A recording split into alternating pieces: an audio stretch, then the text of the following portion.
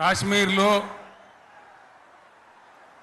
మన దేశం యొక్క అమాయకులైనటువంటి 28 మంది బిడ్డలను టెర్రరిస్ట్ ముష్కరులు దారుణంగా బలితీస్తున్నారు కాబట్టి మనం ఇంత పెద్ద సభ జరుపుకునే ఈ సందర్భంలో అందరికీ కూడా ప్రార్థన గోల బంద్ చేసి ఒక్క నిమిషం కాశ్మీర్లో బలి అయిపోయినటువంటి ఆ సోదరుల కోసం మనం నివాళి అర్పించుదాం, మౌనం పాటించుదాం.